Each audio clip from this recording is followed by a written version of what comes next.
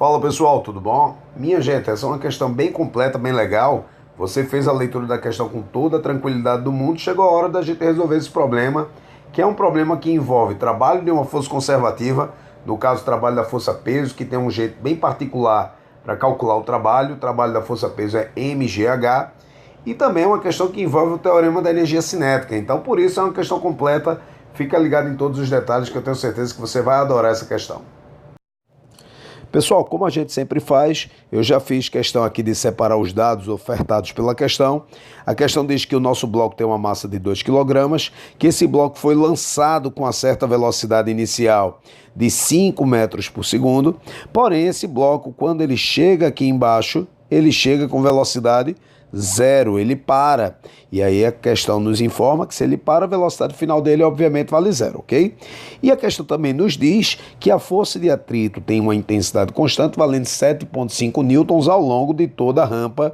Um detalhe importante que a gente tem que observar no desenho é que o tamanho do deslocamento que o bloco faz nesse plano inclinado é um deslocamento de 10 metros, ok, gente? Então essa informação está no desenho, eu já estou destacando porque a gente vai fazer uso dessa informação. E a pergunta que a questão faz é: quanto é a altura do nosso plano inclinado, quanto vale H? Beleza, gente? Então, olha, eu vou aqui mostrar para vocês que eu fiz um desenhozinho só para a gente poder entender mais uma vez o nosso bloco. Ele parte aqui de cima, né? Ele foi jogado e aí esse bloco desce. Quando ele chega lá embaixo, ele chega e para. Obviamente que então alguma força faz esse bloco parar. E a questão já deixou claro que essa força é a força de atrito, ok, pessoal? Então, olha, eu vou pegar esse bloco, eu vou colocá-lo aqui num ponto qualquer aqui da nossa rampa, para que a gente possa fazer o nosso diagrama de forças, avaliar as forças que atuam no bloco. Então, força que a Terra faz puxando o bloco para baixo, que é a força-peso. Força devido ao contato com a superfície perpendicular à superfície, que é a força normal. E a força paralela à superfície, no sentido oposto à tendência do movimento, que é a força de atrito. Como o bloco foi jogado para baixo, pessoal, então vou destacar também aqui, olha, o deslocamento que esse bloco realizou, que no caso foi para baixo. Beleza? Pessoal, vamos lembrar que o teorema da energia cinética nos garante que o trabalho da força resultante é igual a variação da energia cinética. O trabalho da força resultante é a soma do trabalho de todas as forças que atuam no corpo. Então é o trabalho da força normal, mais o trabalho da força peso, mais o trabalho da força de atrito. Então, quando eu somar o trabalho dessas três forças, eu estarei determinando o trabalho da força resultante. Então vamos colocar aqui, olha, o trabalho da normal, mais o trabalho da força peso, mais o trabalho da força de atrito, e isso vai ser igual à variação da energia cinética, não é? A variação que representa a energia cinética final menos a energia cinética inicial. Dessas informações, eu já posso determinar para vocês que a energia cinética final é igual a zero. E a gente sabe disso por quê? Porque esse bloco, quando ele chega lá embaixo, ele chega e para. Quem informou isso para a gente foi a própria questão. Então, por conta disso, a energia cinética final, né, no final da rampa, vai ser igual a zero. O que eu vou fazer com vocês agora é determinar quanto vale o trabalho de cada uma dessas forças para que a gente possa voltar para o problema e, sendo assim, terminar a questão. Então, vamos aí determinar o trabalho de cada uma das forças, tá? Eu sempre gosto de fazer esse cálculo separadamente para tornar o entendimento da questão mais fácil. Então, começando com o trabalho da força normal, o trabalho da força normal é a força normal vezes o deslocamento, vezes o cosseno do ângulo formado entre a força normal e o deslocamento. Vou desenhar a força normal aqui para você avaliar. A força normal e o deslocamento. Observe que o ângulo formado entre os dois, minha gente, é um ângulo, olha, de 90 graus. Quer dizer que a força normal é perpendicular ao deslocamento. Então, eu coloco aqui o cosseno de 90 graus. E aí você lembra que o cosseno de 90 graus é igual a zero.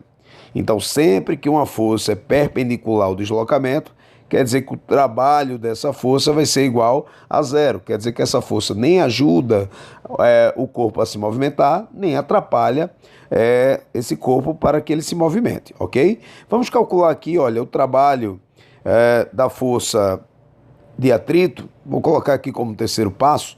O trabalho da força de atrito, como é que será calculado? Será calculado como a força de atrito vezes o deslocamento, vezes o cosseno de... Aí o que é que a gente faz? A gente desenha a força de atrito e o deslocamento para ver como é que esses dois vetores estão. Então, temos aí a força de atrito, olha, e o deslocamento exatamente no sentido oposto. Então, o ângulo formado entre esses dois vetores, pessoal, é um ângulo que equivale a um ângulo de meia volta, é um ângulo que equivale a um ângulo de 180 graus. Por conta disso, a gente coloca aqui o cosseno de 180 graus. O cosseno de 180 graus, lembre-se, vale menos 1. E aí, substituindo, nós temos que o trabalho da força de atrito vai ser a força de atrito, que a questão já disse o valor. A questão disse para a gente que a força de atrito tem um valor de 7,5 newtons, ok? E o deslocamento é aquele deslocamento que a gente havia marcado, que o corpo fez em cima da rampa, que é o deslocamento de 10 metros, beleza? Então vamos substituir essa informação. Então, vezes 10, vezes menos 1, e aí nós vamos ter então que o trabalho da força de atrito é menos 75 joules, beleza? E finalmente, minha gente, o trabalho da força-peso. Essa é uma das forças que a gente sempre lembra que temos aquele detalhe que a força-peso é uma força conservativa.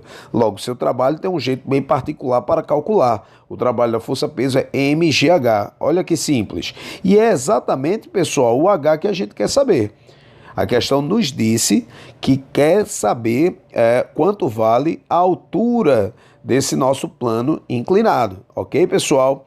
Como porventura a massa vale 2 e aí a aceleração da gravidade, na maioria das questões, vale 10 e nessa questão não será diferente, ok?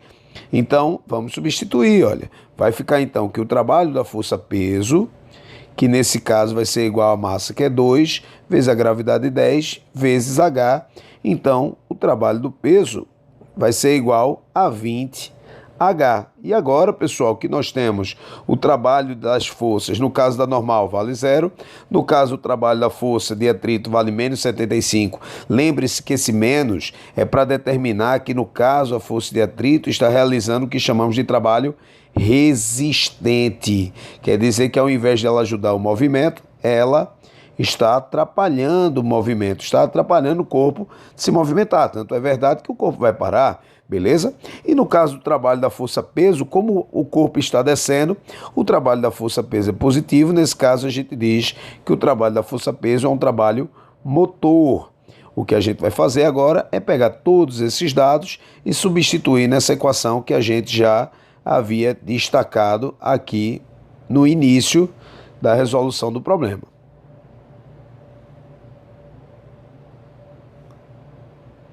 E aí, substituindo, minha gente, o trabalho da normal a gente viu que vale 0. O trabalho da força-peso ficou 20H. E o trabalho da força de atrito vai ser igual a menos 75, que a gente já tinha achado. E como é que se calcula a energia cinética? Lembre-se que esse sinal de menos é porque a energia cinética final foi 0, né? Então, por isso fica menos mv inicial ao quadrado sobre 2.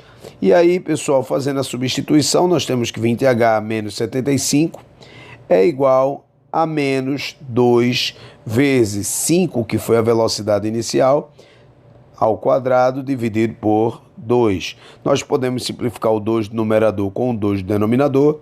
Vamos ficar então, olha, pegando esse menos 75 e passando para o outro lado da igualdade, nós vamos ficar então que 20H é igual 5 ao quadrado dá 5 ao quadrado dá 25, né, gente? Então vai ficar menos 25, né?